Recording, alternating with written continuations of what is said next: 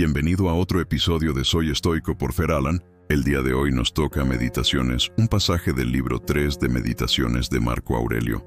Así que empecemos con el análisis y después filosofemos un poco sobre esto. Empecemos. Hipócrates, después de haber curado muchas enfermedades, enfermó él también y murió. Aquí Marco Aurelio nos recuerda lo inevitable. Incluso el mayor médico de la antigüedad, el símbolo del conocimiento sobre la salud, no pudo escapar de la misma ley que rige a todos. La sabiduría y la habilidad no detienen la muerte. Esto nos baja de golpe la soberbia. Por más que logremos, nuestra condición humana nos iguala. Los caldeos predijeron la muerte de muchos, y también a ellos les alcanzó el destino. Los que decían conocer el futuro, tampoco pudieron escapar del futuro que les correspondía. La paradoja es clara. Puedes leer las estrellas, anticipar la suerte de otros, pero no librarte de la tuya. Marco Aurelio con esto desarma la ilusión del control absoluto. Nadie se salva de lo que es natural. Alejandro, Pompeyo y Cayo César, después de haber arrasado hasta los cimientos tantas veces ciudades enteras y destrozado en orden de combate numerosas miríadas de jinetes e infantes, también ellos acabaron por perder la vida. Aquí toca a los grandes conquistadores. Alejandro Magno, Pompeyo, César, nombres que llenaron la historia con gloria, sangre y poder. Y sin embargo terminaron como cualquiera. Esto revela lo absurdo de pensar que la fama o el poder nos hace invencibles. La muerte no distingue entre emperadores y esclavos. Heráclito, después de haber hecho tantas investigaciones sobre la conflagración del mundo, aquejado de hidropesía y recubierto de estiércol, murió. El filósofo que se dedicó a estudiar el cosmos y el fuego eterno, murió en condiciones miserables. Es un contraste brutal. La grandeza del pensamiento frente a la fragilidad de la carne. Marco Aurelio parece decir, no importa lo elevado de tu mente, tu cuerpo sigue siendo barro. A Demócrito, los gusanos también, pero distintos, acabaron con Sócrates. Aquí juega con la ironía. Los gusanos se comieron a Demócrito. A Sócrates lo mataron otros gusanos, los jueces injustos de Atenas. Pero al final, ambos murieron. Sea por causas naturales o sociales, el resultado es el mismo. ¿Qué significa esto? Marco Aurelio nos está llevando de la mano hacia la enseñanza central. Todos los ejemplos anteriores apuntan a una conclusión. No importa quién seas, cómo vivas o qué logres, el desenlace es igual para todos. Te embarcaste, surcaste mares, atracaste, desembarca. La vida como viaje, nacer es zarpar, vivir es navegar, morir es atracar y descender. Lo plantea con sencillez, no hay tragedia, solo un tránsito natural. Como un pasajero que termina su travesía. Si es para entrar en otra vida, tampoco allí está nada vacío de dioses. Pero si es para encontrarte en la insensibilidad, cesarás de soportar fatigas y placeres y de estar al servicio de una envoltura tanto más ruin cuanto más superior es la parte subordinada. Esta es inteligencia y divinidad. Aquella, tierra y sangre mezclada con polvo. Aquí nos da dos posibilidades sobre la muerte. Si hay otra vida, no es un vacío, sino un lugar con orden, con logos, con dioses. Es decir, no es de temer. Si no hay otra vida, entonces es descanso absoluto. El fin de las preocupaciones, dolores y deseos. Y en todo caso, es liberación de un cuerpo que siempre fue inferior al alma. El miedo a la muerte viene, en parte, de lo que Marco Aurelio intenta desmontar en este pasaje, la ilusión de permanencia. Nos aferramos a la vida porque creemos que lo que tenemos es todo lo que somos. Nuestros logros, relaciones, poder, placeres. Entonces, cuando pensamos en la muerte, lo que vemos no es el desembarcar tranquilo, sino la pérdida absoluta de aquello que nos define. La muerte, desde la mirada común, es vacío y aniquilación. Y el ser humano le teme naturalmente a lo desconocido. Marco Aurelio lo sabía, y por eso ofrece un antídoto. Si hay otra vida, no estás solo. Si no la hay, entonces no hay sufrimiento, y eso no debería dar miedo. Ahora, ¿por qué algunos anhelan la muerte?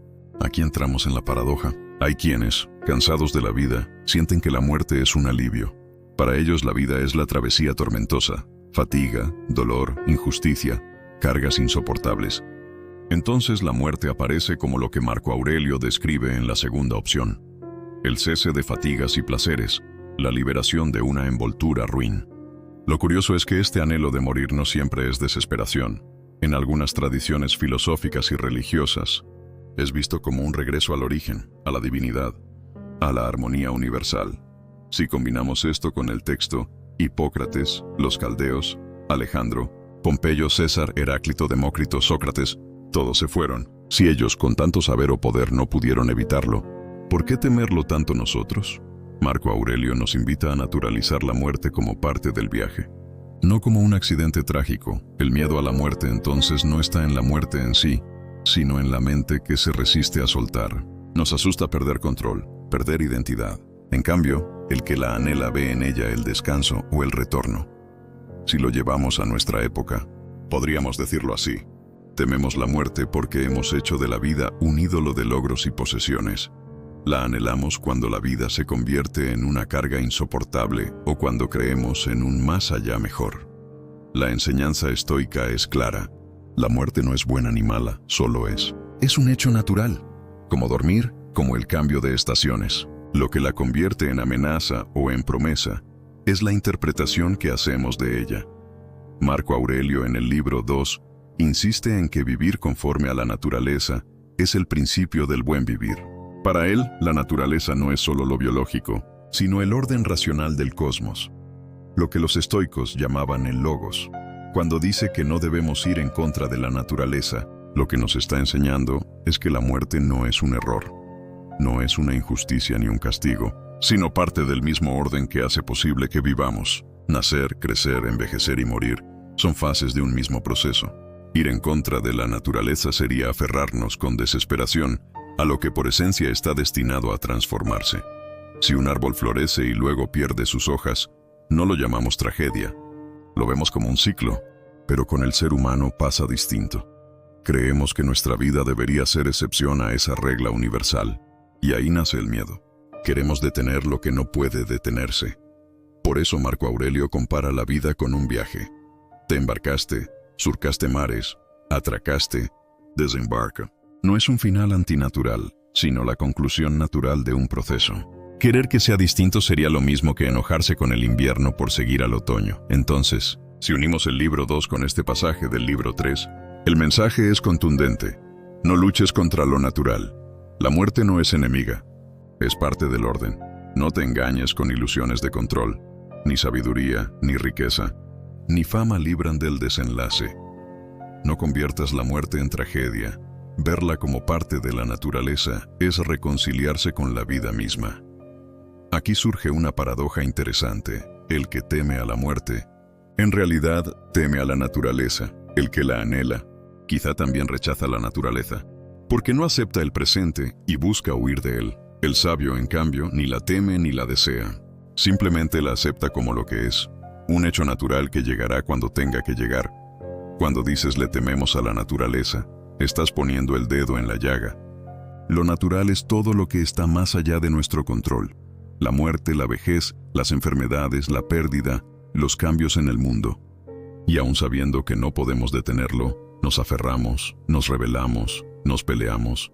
Es como si quisiéramos que el río dejara de fluir solo porque no nos gusta hacia dónde va. Pero ¿qué pasa? Nos agotamos luchando contra lo inevitable. Marco Aurelio lo entendía muy bien. Para él, ir en contra de la naturaleza es la fuente del sufrimiento. Cuando queremos que las cosas sean distintas a lo que son, nos llenamos de frustración. No solo con la muerte, como dices, sino con todo. Queremos que alguien nos ame de cierta manera y sufrimos porque no lo hace. Queremos que el mundo sea justo siempre, y nos enojamos porque no lo es. Queremos que la vida vaya según nuestros planes, y cuando se desvía sentimos que algo está mal.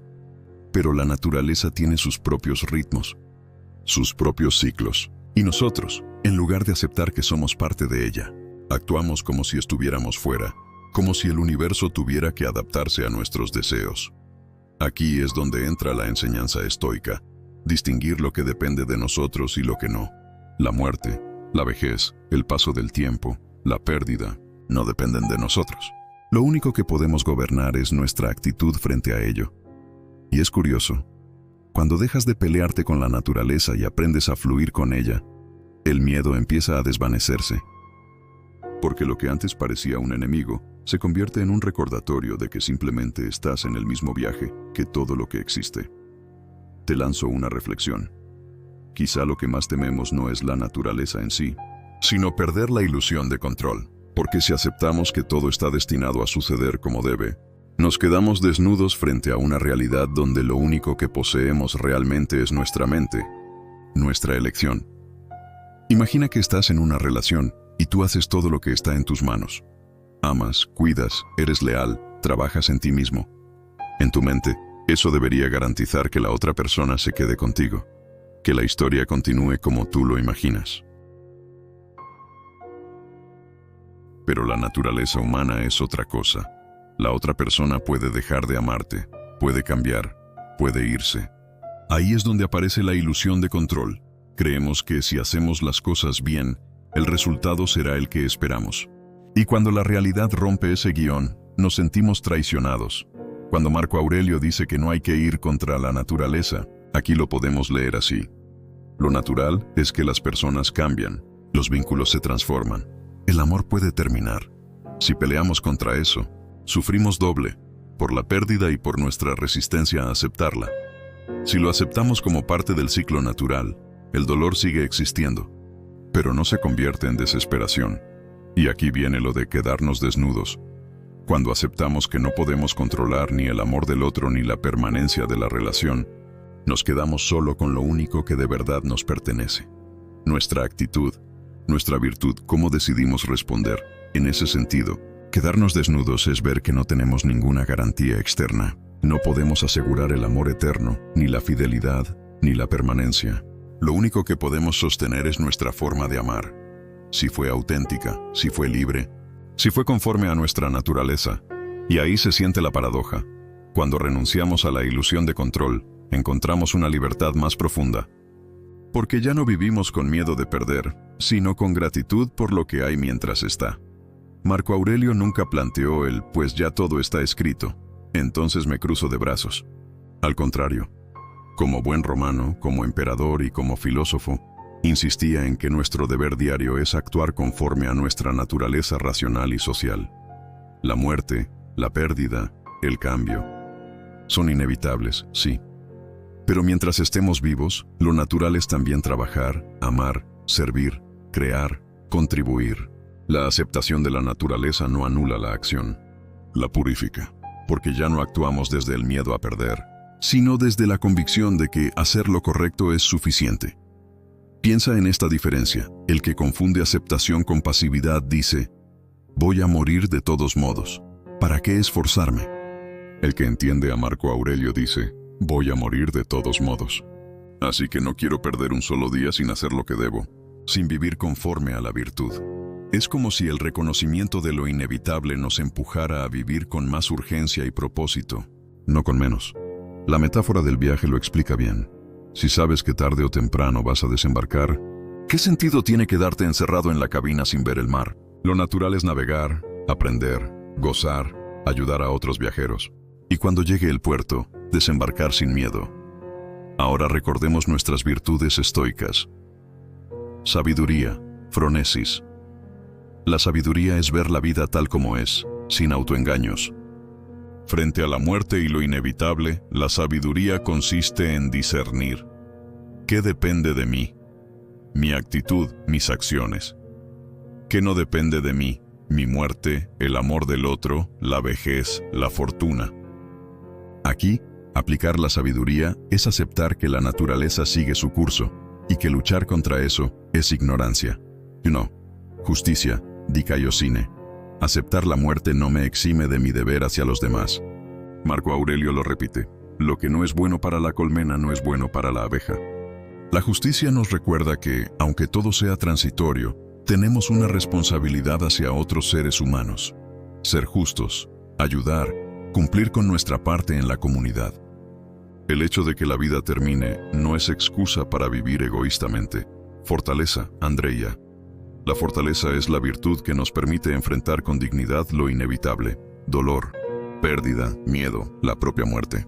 Aquí es donde encaja tu punto. Aceptar lo natural no significa rendirse, sino armarse de coraje para soportar lo que toque y seguir haciendo lo que corresponde. No es pasividad, es resiliencia activa. Templanza, sofrosine. La templanza nos enseña a no dejarnos arrastrar ni por el miedo, ni por el deseo excesivo. el miedo a la muerte nos paraliza. El deseo de evitarla o posponerla a toda costa también nos degrada. Vivir, obsesionados con prolongar la vida a cualquier precio. La templanza es ese equilibrio donde aceptamos lo que vendrá, pero mientras tanto no nos entregamos a excesos ni a negligencia. En conjunto, las 4 virtudes nos muestran que vivir conforme a la naturaleza no es resignarse, sino vivir con excelencia mientras dure el viaje. Con sabiduría, vemos lo real. Con justicia, actuamos correctamente hacia los demás. Con fortaleza, soportamos lo inevitable. Con templanza, mantenemos el equilibrio interior. Eso es todo por el capítulo del día de hoy. Nos vemos en el siguiente episodio.